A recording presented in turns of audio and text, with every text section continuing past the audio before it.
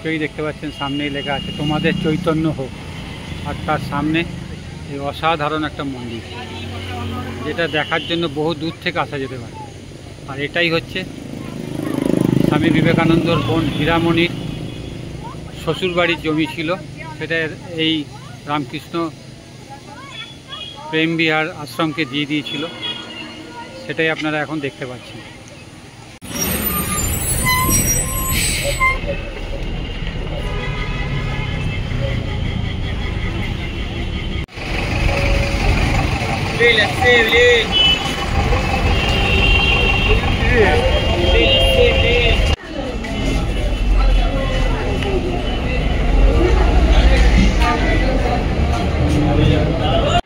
চলুন টিকিটটা কেটে নিন লাইনে দাঁড়িয়ে। যথারীতি হাওড়ায় আসলে বরিষ্ঠদের জন্য একটা কাউন্টার আছে, এই বরিষ্ঠদের কাউন্টার থেকে কাটবো।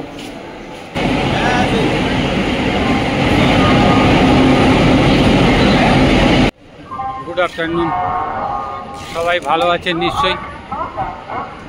আবার একটা নতুন ভিডিওয় আপনাদেরকে স্বাগত জানাই। এখন দাঁড়িয়ে আছি হাওড়া স্টেশনে, 14-15 নম্বর প্ল্যাটফর্মে এই ট্রেনটা দেয়।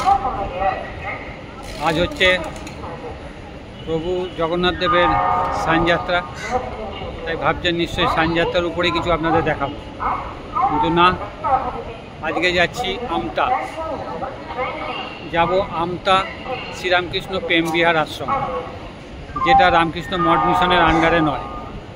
আর এই আশ্রমটা হচ্ছে স্বামী বিবেকানন্দের বোনের শ্বশুরবাড়ি ছিল, যেটা পরে এই আশ্রমকে দিয়ে দেওয়া হয়।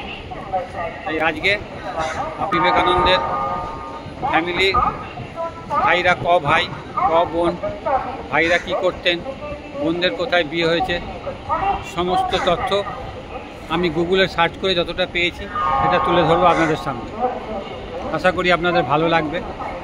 আর এই প্রেম বিহার আশ্রম এর আগে 1 বছর আগে আমি আপনাদের দেখিয়েছিলাম আমার চ্যানেলে, তখন মন্দির কমপ্লিট হয়নি। এখন মন্দির কমপ্লিট হয়ে গেছে এবং দেখার মতন মন্দির হয়েছে, তাই সেখানেই যাচ্ছি। সঙ্গে থাকুন, দেখতে থাকুন আরপিজি ব্লগ।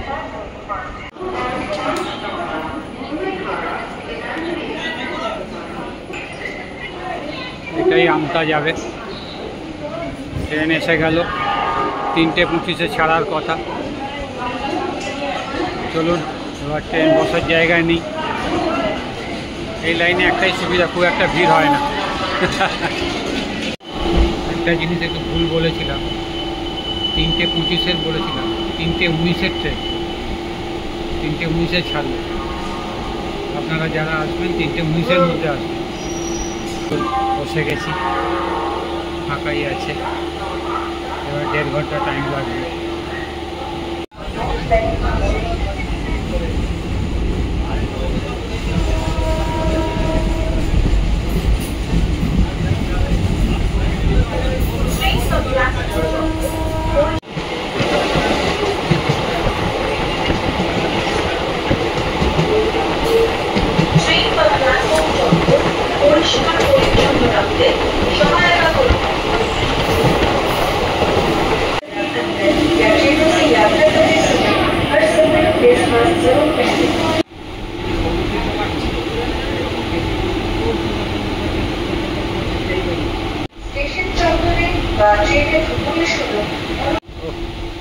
এই যে রুট, এটা আমতা লাইনের রুট, মাথা খারাপ করে দেয়।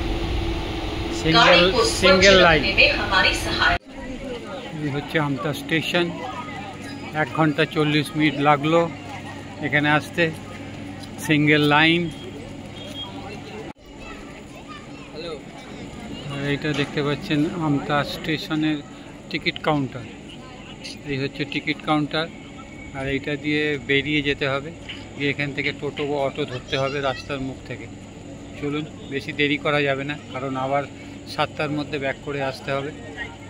কারণ এখান থেকে ট্রেনের খুব সমস্যা, কখন কোথায় দাঁড় করিয়ে দেবে কেউ জানে না। সিঙ্গেল লাইন, একটা জায়গায় দাঁড় করে আরেকটা জায়গায় ট্রেন পাস করানো হয়। এই ট্রেনটা এলাম, এবারে মেন রাস্তায় গিয়ে ওখান থেকে টোটো বা অটো ধরে যাব শ্রীরামকৃষ্ণ প্রেম বিহার আশ্রম।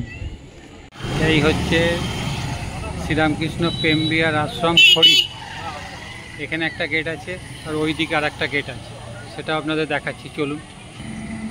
আর এই একটা গেট আছে, আর গেট থেকে সামনেই দেখতে পাচ্ছেন অপূর্ব সুন্দর একটা মন্দির, যেটা দেখলে চোখ জুড়িয়ে যাবে। এই দেখুন, খুব সুন্দর। চলুন ভিতরে গিয়ে দেখাচ্ছি আপনাদেরকে সব কিছু।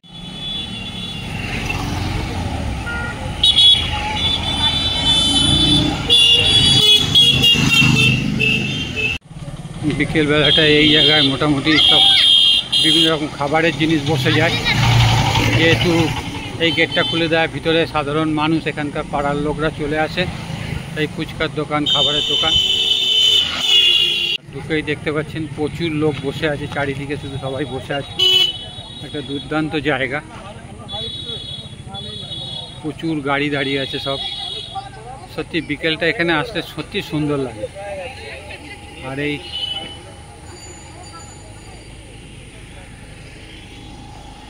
দেখুন, সব বিকেলবেলা এখানে চায়ের স্টল আছে, পাশে বাথরুম আছে, আর সামনেটা দেখাই, অসাধারণ লাগবে, বিউটিফুল জায়গা। এই যে মন্দিরটা আপনারা দেখছেন, এটা 15 সাল থেকে তৈরি হয়েছে। 15 সাল থেকে শুরু হয়েছে, এই 22-এ গিয়ে শেষ হয়েছে, 23-এ গিয়ে শেষ হয়েছে। তারপরে 24 সালের লাস্টের দিকে এটার উদ্বোধন হয়েছে। ভিতরটা অসাধারণ সুন্দর। মহারাজের সঙ্গে কথা বললাম, এটা রামকৃষ্ণ মঠ মিশনের সঙ্গে নয়, এটা একটা আলাদা সংস্থা।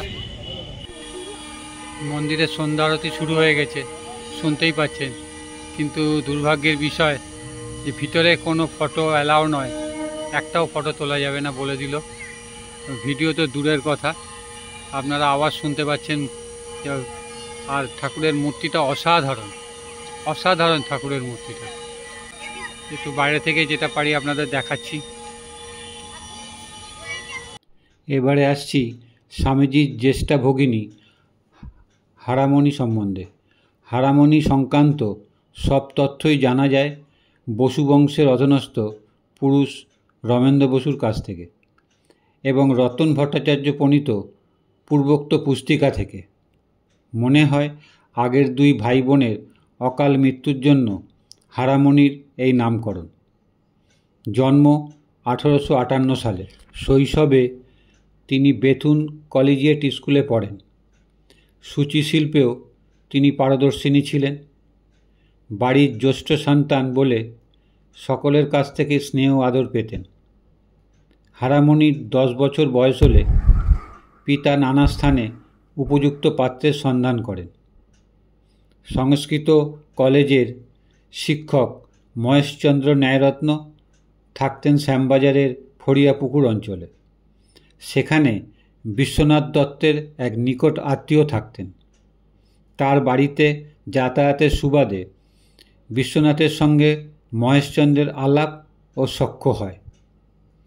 একদিন বিশ্বনাথ কথা প্রসঙ্গে মহেশচন্দ্রের কাছে হারামণির জন্য পাত্রের সন্ধান চাইলে মহেশচন্দ্র জানান আমতার কাছে খড়িয়প গ্রামের জমিদার সূর্যকুমার বসু এবং তার পুত্র মাখন গোপাল তার ছাত্র।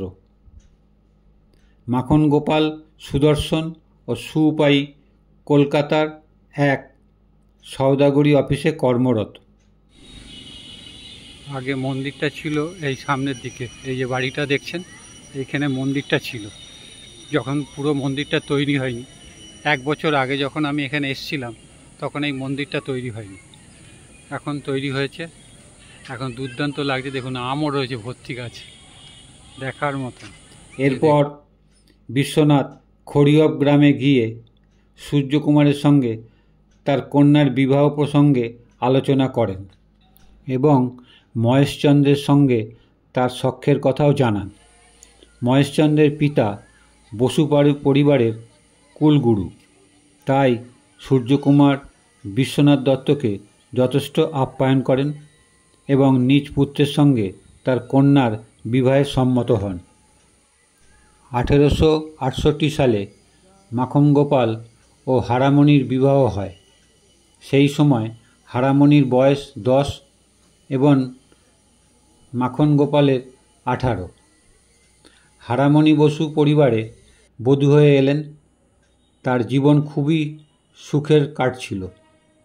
17 বছর বয়সে 1875 সালে তিনি এক কন্যার জন্ম দেন। তার নাম শিবকালী।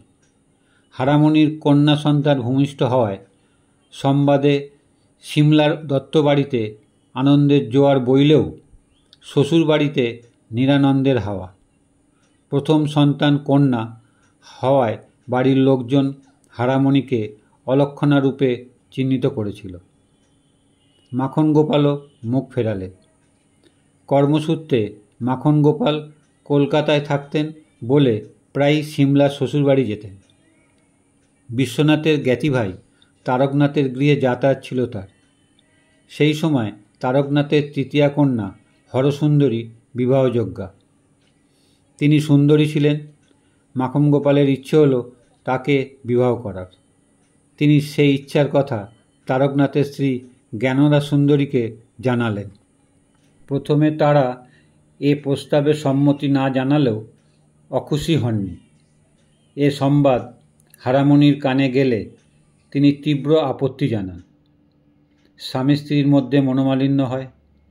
একদিন সন্ধেবেলা হারামণি বেশ কয়েকটি কলকে ফল খেয়ে মৃত্যুবরণ করলেন। সেটা 1880 সাল। কিন্তু জনশ্রুতি তাকে শ্বাসরোধ করে হত্যা করা হয়েছিল এবং তার মৃতদেহ বসুদেব নাচঘরে বাগানের কোথাও পুঁতে রাখা হয়েছে। মৃত্যুর দুদিন পর হারামণির মৃত্যু সংবাদ সিমলায় জানানো হলে খড়িয়প গ্রামে ছুটে এসেছিলেন নরেন্দ্রনাথ। স্বর্ণময়ী দেবীর পৌত্র সমীর ঘোষ জানিয়েছেন, তখন শিবকালীর বয়স 5 বছর। নরেন্দ্রনাথ তাকে সঙ্গে নিয়ে সিমলায় ফেরেন। হারামণির মৃত্যুর কয়েক মাস পরই মাখন গোপাল হরসুন্দরীকে বিবাহ করেন, কিন্তু তাদের সন্তানাদি হয়নি। শিবকালী মাতুলালয়ে বড় হয়ে ওঠেন। ভুবনেশ্বরী দেবীর ব্যবস্থাপনায় চুঁচুড়ার দত্ত পরিবারে তার বিবাহ হয়। স্বামী সরকারি চাকরি করতেন। শিবকালীর এক কন্যা বিমলা ও এক পুত্র মণিলাল। বিমলার বিবাহ হয়েছিল হাওড়ার শালিকা বা শালকিয়ায়, আর 2 কন্যা অনুপমা ও নিরুপমা। সিমলার দত্ত পরিবারের শেষ প্রতিনিধি ভূপেন্দ্রনাথ দত্তের সঙ্গে হারামণির 3য় প্রজন্মেরও যোগাযোগ অব্যাহত ছিল।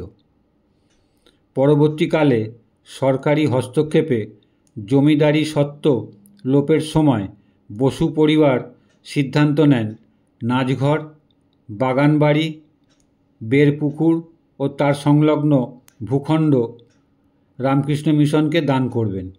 সেই মর্মে আবেদনপত্র পাঠানো হয়, কিন্তু মিশন কর্তৃপক্ষ এ ব্যাপারে আগ্রহ প্রকাশ করেননি। ওই স্থান শ্রীরামকৃষ্ণ প্রেমবিহার আশ্রম কর্তৃপক্ষকে দান করে দেওয়া হয়। সেটা 1995 সালে। বর্তমানে সেখানে শ্রীরামকৃষ্ণ মন্দির, বাগান, বিদ্যালয়, পাঠাগার গড়ে উঠেছে। স্থানীয় অধিবাসীরা ঠাকুর মা স্বামীজিকে অনুধাবনের সুযোগ পেয়ে কৃতার্থ হয়েছেন। স্বামীজির পদার্পণধন্য স্থান যে কত পবিত্র, হারামণির মৃত্যুর 100 বর্ষ পরে খড়িয়প গ্রামে প্রতিষ্ঠিত শ্রীরামকৃষ্ণ প্রেমবিহার আশ্রম প্রতিষ্ঠার মধ্যেই সে সত্য প্রমাণিত হয়। এই পর্যন্তই হারামণির জীবনের তথ্য আপনাদের সামনে তুলে ধরলাম। জায়গাটাই ছিল স্বামী বিবেকানন্দ বোন হীরামণির শ্বশুরবাড়ি। তারা এই জমিটা এনাদেরকে দিয়ে দেয়। সেই জায়গার উপরে এই মন্দিরটা।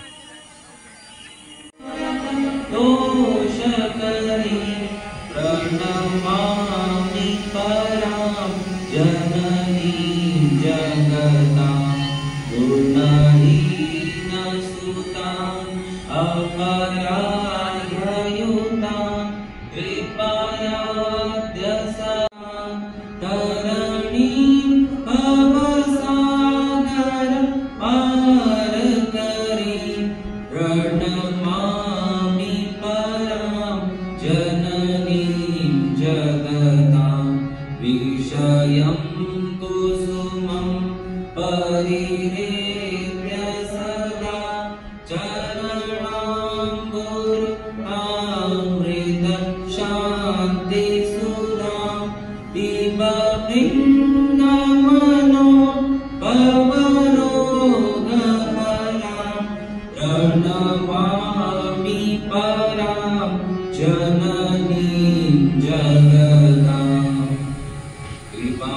कुरु महादेवी सुतेषु प्रणतेषु च चरणाश्रयगामिन जापटामृते नित्यं सारदे ज्ञानदायिके पापेभ्यो न सदा रक्ष कृपामयि नमोस्तुते रामकृष्ण गत प्राणाम तन्नाम श्रवण।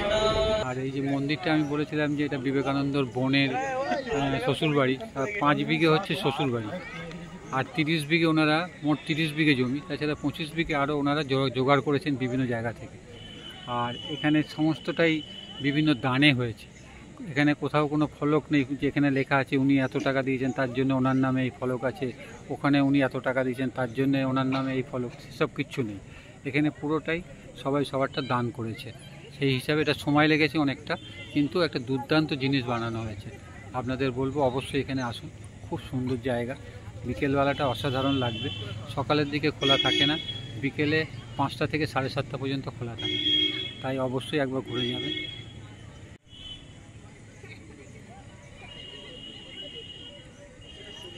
ভিতরের কোনো ফটো তুলতে পারিনি, যেহেতু রেস্ট্রিকশন প্রচণ্ড। কোনো ফটো কোনো ভিডিও ভিতরে হবে না, ফোন বন্ধ করে ঢুকতে হবে।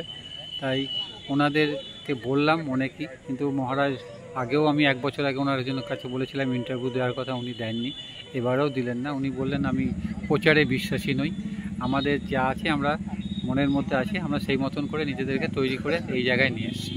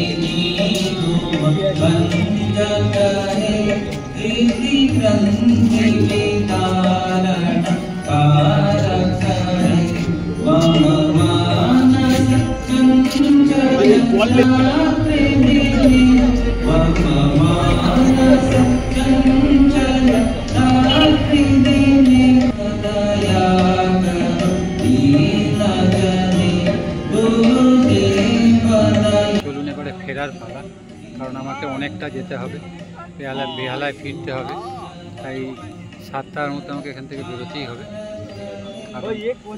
এখান থেকে যেতে আমাকে 3 ঘন্টা মতন লেগে যাবে, তাই আজকের মতো এখানেই শেষ করলাম। যদি কিছু ভালো লাগে আমার এই চ্যানেলের অবশ্যই একটা লাইক, শেয়ার, সাবস্ক্রাইব করবেন, আর শেয়ার করে সবাইকে দেখার সুযোগ করে দেবেন। সবাই ভালো থাকবেন, সুস্থ থাকবেন। আবার একটা নতুন ভিডিও আপনার সঙ্গে দেখা হবে। ধন্যবাদ।